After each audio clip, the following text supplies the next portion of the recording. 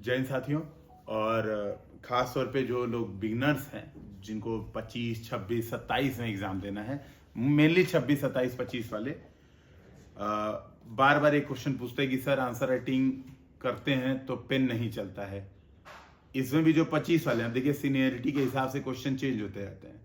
जो 25 वाले हैं उनकी प्रॉब्लम होती है कि सर कंटेंट तो अब पढ़ लिया है भाई, ठीक ठाक, अब सितंबर आ गया, खत्म हो गया सितंबर, ठीक है, तो कंटेंट ठीक ठाक पढ़ लिया है लेकिन फिर भी पेन नहीं चल रहा है, तो कंटेंट आने के बावजूद पेन नहीं चल रहा है।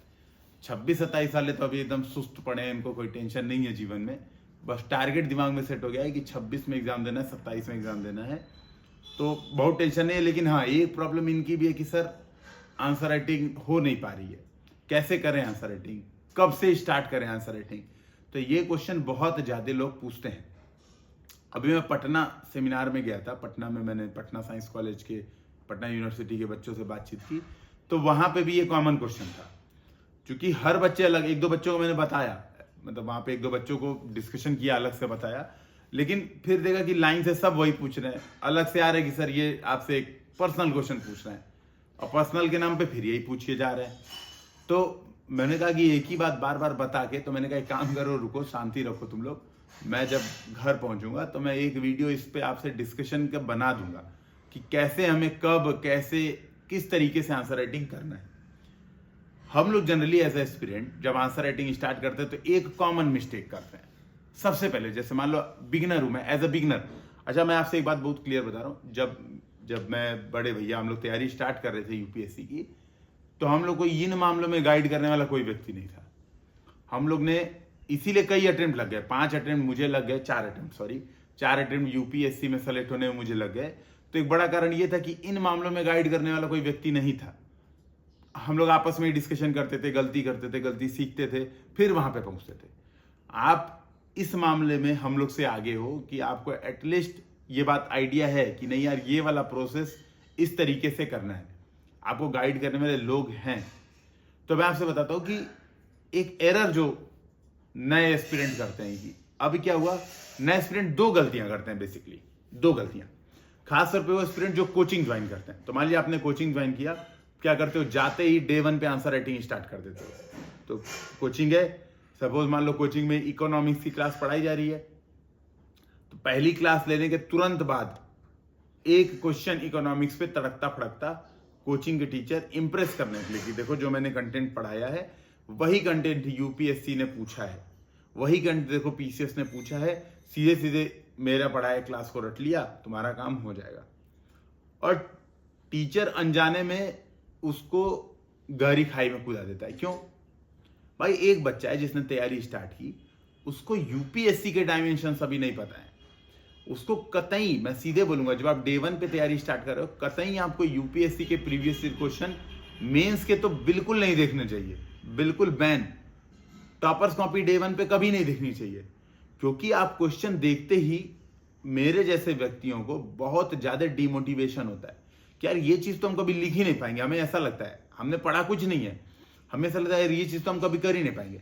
भाई सिंपल सी बात है, कोई डॉक्टर है, आपने नीट एग्जाम क्वालिफाई किया और सीधे आपको भेज दिया जाओ ऑपरेशन थिएटर में, जाओ ऑपरेशन करो, कर पाओगे ऑपरेशन? नहीं, प्रोसेस है, पहले आपको थ्योरी की क्लासेस होती है, पहले आपको समझाया जाएगा कि नहीं ये चीज है, देखो इस तरीके से ये काम करना है, ये स्टेप बाय स्टेप प्रोसीजर है, तब जाके आपको पहले कोई जीव जंतु, कोई मेंढक, कोई कॉकरोच, इनका ऑपरेशन करने को बोला जाएगा, फिर वहां से चूहे का, फिर धीरे धीरे वो प्रोसेस के बाद आपको आदमी थमाया जाएगा कि नहीं ये है, और फिर आदमी के बाद आदमी के भी फिर लास्ट में आपको क्रिटिकल चीजें थमाई जाएंगी, न कि डे 1 पे।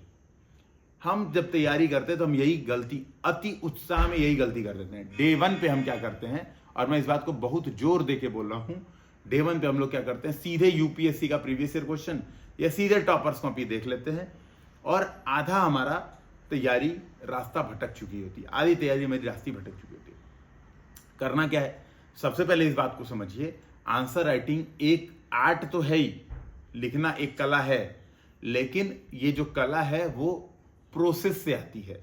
एक प्रोसेस फॉलो करिए।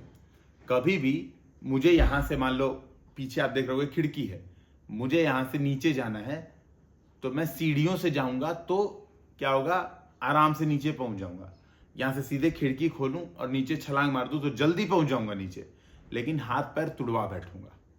आंसर राइटिंग भी ये वाला प्रोसेस है। आप सीढ़ियों से जाइए, जल्दी जंप करेंगे, जल्दी के चक्कर में, जल्दी पहुंचने के चक्कर में, तो हाथ पैर आपका भी टूटना तय है। अब वो प्रोसेस क्या है? प्रोसेस ऐसा है कि सबसे पहले आप एनसीईआरटी से आंसर राइटिंग स्टार्ट करेंगे।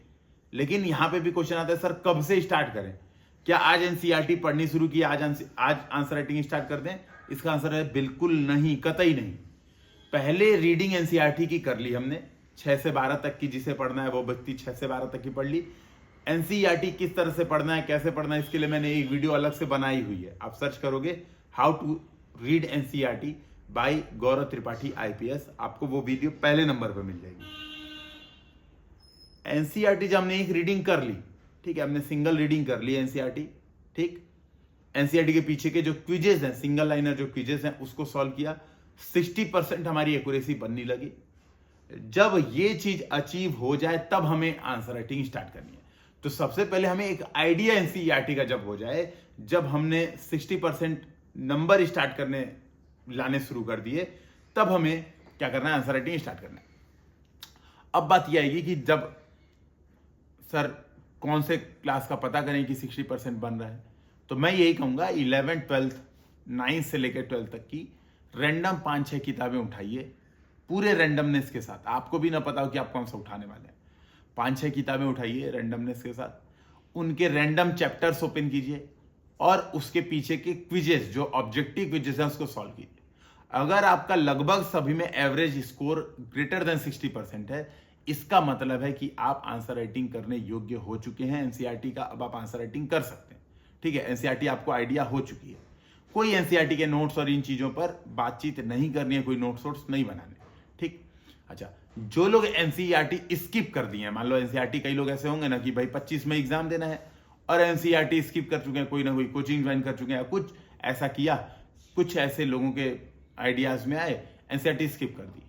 मैं फिर भी ये सजेस्ट करूंगा, कोई बात नहीं, आप मत क्विज लगाइए एनसीईआरटी का, लेकिन आंसर राइटिंग का प्रोसेस एनसीईआरटी से ही स्टार्ट कीजिए। तो आपने स्किप भले से कर दिया हो, लेकिन as a base material NCERT is must. तो स्किप करिए, कोई दिक्कत नहीं है। अब कैसे करना है? तो करना ये है आंसर राइटिंग में कि जब एनसीईआरटी रीड हो चुकी हो, तो 11th 12th की हर किताब, मैं यही सजेशन दूंगा कि प्रोसेस इसी तरह से रहिए। हर किताब से 15-15, 20-20 क्वेश्चन। तो मान लो मैक्सिमम होंगे 12 किताब होंगी, 10 किताबें होंगी, तो 20-20, 25-25 क्वेश्चन अगर हर किताब से आप सॉल्व करते हो, आंसर लिखते हो, तो टोटल 250 से 300 क्वेश्चन आपको प्रैक्टिस करने हैं। टोटल आपको 250 से 300 क्वेश्चन एनसीईआरटी बेस्ड प्रैक्टिस करने हैं। फिर आपको आना है प्रीवियस ईयर क्वेश्चन पे, फिर आपको आना है टेस्ट सीरीज पे, फिर आपको आना है डेली आंसर राइटिंग इत्यादि चीजों पे। सबसे पहले आपको क्या पकड़ना है? सबसे पहले आपको पकड़नी है एनसीईआरटी। तो मेरे पास एक एग्जांपल है, जैसे मान लो मेरे पास है 11th की एनसीईआरटी, ठीक है। 11th की एनसीईआरटी का नाम क्या है मैं बता देता हूं एक बार। भारतीय कला का परिचय, इंट्रोडक्शन टू इंडियन आर्ट। ये हमारे पास आर्ट एंड कल्चर की एनसीईआरटी है, ठीक है। अब ये समझिएगा, आर्ट एंड कल्चर की जो हमारे पास एनसीईआरटी है, तो चैप्टर 1, चैप्टर 2, मैं एक काम करता हूं, मैंने भाई क्या रैंडम, तो मैं रैंडम मैंने उठाया चैप्टर 2, ठीक है, रैंडम मैंने उठाया चैप्टर 2। अब चैप्टर 2 पे आप देखोगे, अगर एक्सरसाइज चैप्टर 2 का एंड देखोगे, अगर चलो मैं एक बार चैप्टर 1 ही ओपन करता हूं। चैप्टर 1 का एंड में जाओ तो वहां पे लिखा हुआ है एक्सरसाइज, क्वेश्चन नंबर 1, आपके विचार से प्राग ऐतिहासिक काल के लोग अपने चित्रों के लिए विषयों का चयन किस प्रकार करते थे? यानी प्री हिस्टोरिक टाइम के लोग जो चित्र बनाते थे, ठीक है, जो चित्र बनाते थे उनमें जो सब्जेक्ट्स थे उनका सिलेक्शन वो कैसे करते थे।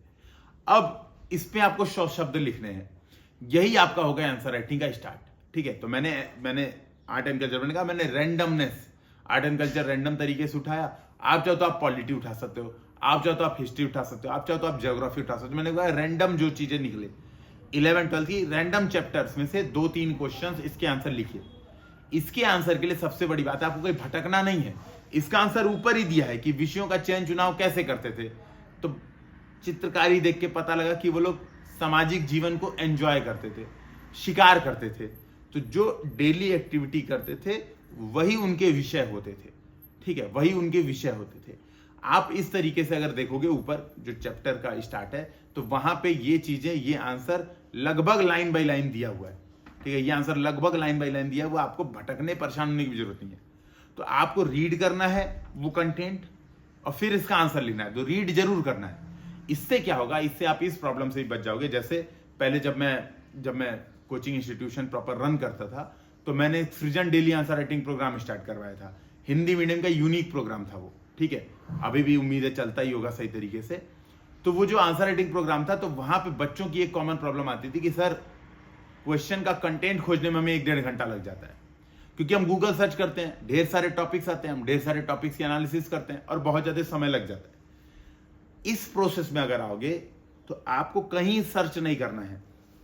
सपोज ये हमारे पास यही क्वेश्चन है, ठीक है, ये हमारे पास क्वेश्चन है, आपके विचार से प्रागैतिहासिक काल, यही वाला हमारे पास क्वेश्चन है। तो इसके ऊपर ही जो चैप्टर है, इसमें ये कंटेंट प्रॉपर दिया हुआ है कि कैसे ये विषयों का चयन करते थे, ठीक है। तो कैसे ये विषयों का चयन करते थे, तो प्रॉपर इसमें यहां पर डिटेल में डिस्कशन दिया गया है, ठीक है, प्रागैतिहासिक चलचित्र में।